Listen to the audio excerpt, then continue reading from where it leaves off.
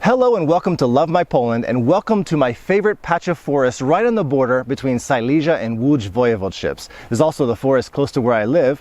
And today I'm out looking for one kind of mushroom and one mushroom only, and that is the parasol mushroom, or the kania.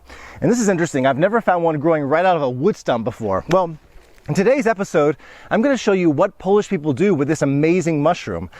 When I saw it for the first time, I couldn't believe it, and then I tried it, and it's so delicious. It's all coming up right after this.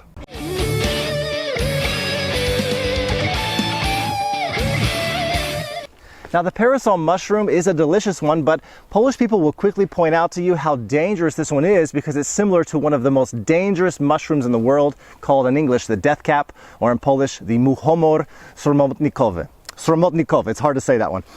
This particular mushroom has a lot of the same features. It's got on the top of it kind of a flat top as well. It is a type of toadstool, in fact. It's got some of the similar brown scaling and a ring around the stipe or the stem, so it can be easily confused. It's best to avoid it if you're not 100% sure. And once you are able to accurately identify this parasol mushroom, you can kind of sit back and admire the beauty of it. When it's a baby, it starts out with this kind of bulb top to it, and over the aging process, it fans out to give that kind of parasol look as it is. It's a perfectly named mushroom in English.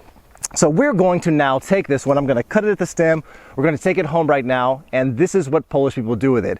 They cook it up. They fry it up like a chicken fried steak, like some kind of fried cutlet. It's amazing. It's coming up. I'm going to go step by step how it's done, and we're going to eat it. Let's go. So I'm back here for my little forest trip. I've got 4 delicious parasol mushrooms I'm going to cook up today for you. And I've cleaned them up a bit already. I put a little bit of water on top, not too much. We don't want them to get soaking with water. And I've cleaned any debris off the top and underneath. And we're going to proceed with cooking.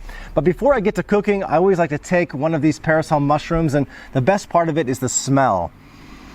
The smell of this mushroom, I mean, if you just go by smell alone, you can't make a mistake. This smells like mushroom heaven. It is so good. You can just break off a little piece and give it a whiff. Delicious. I cannot wait to eat this bad boy right here.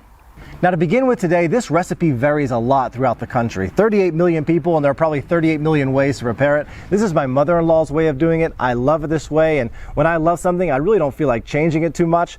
We're going to start off today by taking one of these mushrooms and dipping it in 3.2% milk.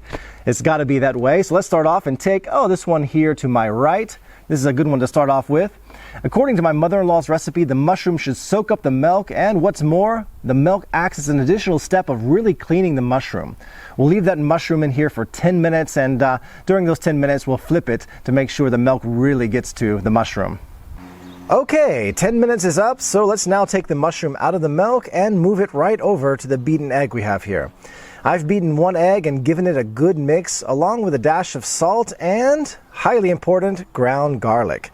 Some people like a lot of pepper, but not me. I want that hit of delicious mushroomy taste.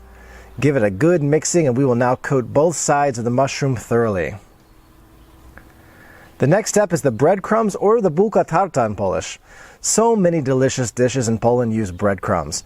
Breadcrumbs and I have become really good friends over the years. I like my parasol mushrooms to be heavily coated with the breadcrumbs, so I will give it a couple of flips to cover each side. Okay, we're in the kitchen now, and we are ready to fry up our parasol mushroom. And I can't forget to mention how in love I am with peanut oil. The peanut oil for frying has to have that peanut fragrance to it, and some of the best peanut oil can be found at Aldi stores. Any other oil just isn't the same. We'll heat the frying pan to medium heat, and we'll give each side of the mushroom a good saute for about 1 minute to 1.5 minutes on each side. Then we'll flip it. We want that golden brown appearance on top and bottom here. You have to just kind of feel when it's ready. Now that it's just right, it's perfect. Let's transfer it straight to the plate and give it a taste test. You know, I really enjoy cutting into the hard, crispy shell and seeing those steamy, hot, mushroomy insides. Just love it. Let's taste it. It's so good, and no other mushroom compares to the taste of the kania, or the parasol mushroom. Yummy! Well, this really was a fun little video to make. They really are delicious. If you've never tried a parasol mushroom fried up like a chicken fried steak or a fried cutlet, you have to. This is something that you need to put on your list of things to do in life. If you have not subscribed to my channel already, go ahead and click the button on the parasol mushroom right here so you don't miss out on all the good things that are on the way. Thank you for watching. Have a pleasant day.